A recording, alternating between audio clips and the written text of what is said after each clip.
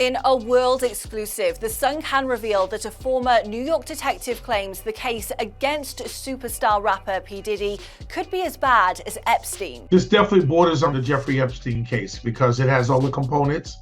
You have the sex trafficking, you have guns, you have drugs, and you have high-profile celebrities and maybe even politicians or people of influence that might be on these tapes. It has all the makings of a similarity to what Diddy's case is. I think they're looking at this case more like a RICO because it has all the components of that, which is a racketeering, influence, corrupt organization. So you have a leader of a particular group, which would be Diddy, and then you have people that are working under him. So these are all the components of a federal case because it crossed state lines. In our explosive interview, Derrick Parker, aka the hip-hop cop, lifts the lid on the slew of allegations against the multimillionaire rapper, producer, and actor. This comes as Diddy's music mogul empire begins to crumble around him after multiple women came forward to accuse him of serious assault. There's a lot of people that were at his parties or went to his parties, very big celebrities. And remember, he's a music mogul. He was up there with most of your famous people in this industry, artists that are prominent.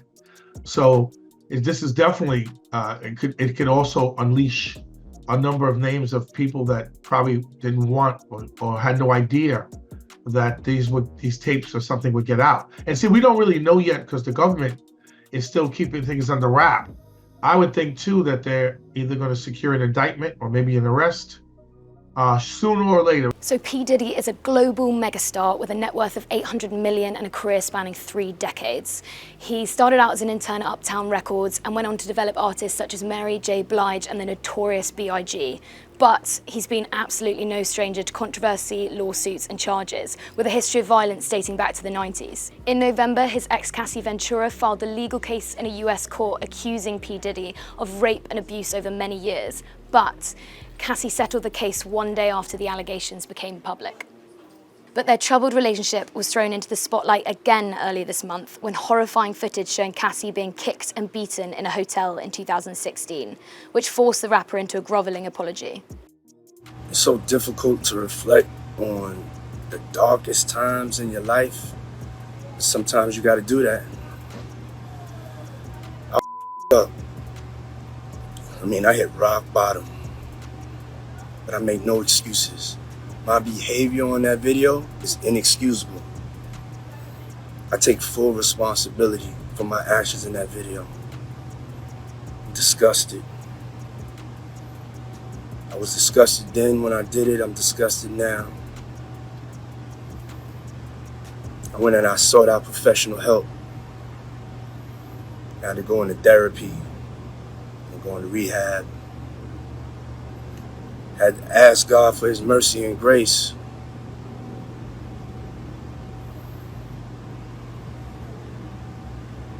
I'm so sorry. But I'm committed to be a better man each and every day. I'm not asking for forgiveness.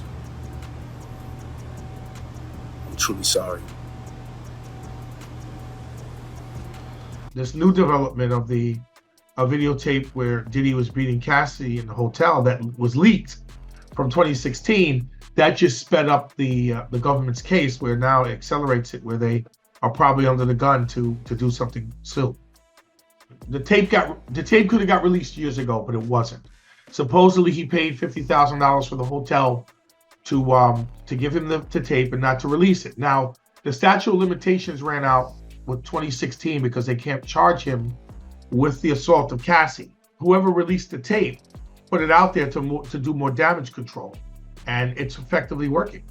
His behavior was totally unacceptable, what he did, but like I said, I was telling someone before that, money changes people, power changes people, and sometimes people think they're on top of the world and they lose it. Everybody now is denouncing him, and they're going against him.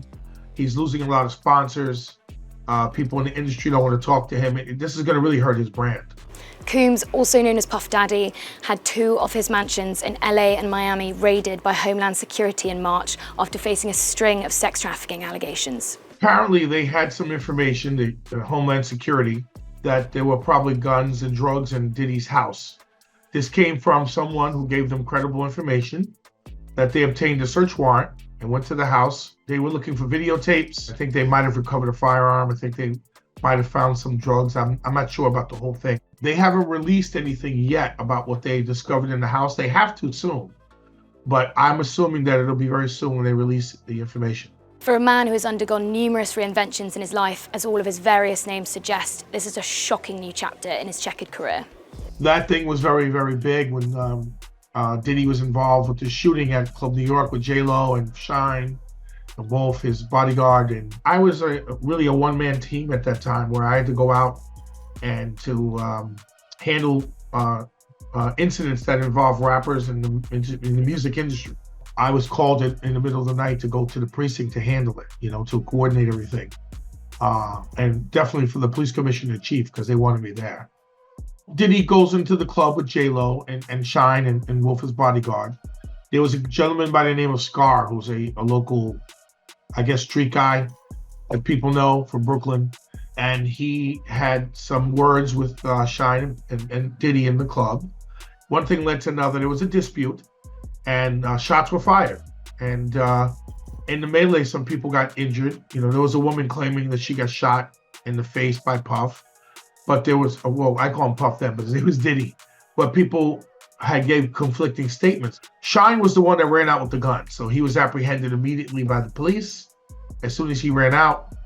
And J-Lo, Puffy, and the bodyguard was stopped 2 blocks away. There was a trial. The district attorney, he charged Diddy, Wolf, and he charged Shine. Shine was different. He got convicted. He got 10 years. Diddy and Wolf were acquitted. J-Lo was brought into the precinct. She was arrested, but she was let go. He's done something to people over the years that they may not be so receptive to forgive him. The government is what everybody's waiting on. Everybody's waiting on to see what they have and what they don't have. I can't see them raiding his house with a search warrant and not going forward with a case. They just don't raid your house and say, okay, forget about it. No harm, no foul. No, once they do a search warrant, then they're leading to other things. So I would say that everybody's probably waiting for an indictment or an arrest to come down, if that's going to happen. Either Diddy's going to cooperate with them, or he's not, or he's going to go on trial. It all depends what they have on him or what they're going to proceed with. So now, if that's the case and he decides to give up, or let's say those tapes that were in his house that were seized as part of the warrant, produce some factual information that the government has, then they have a strong case, and he may have to take a plea or may cooperate. So this is, again, on the borderline of the Epstein case. However, this is big because it's Diddy, it's hip hop, and everybody wants to know what's going to go on with this.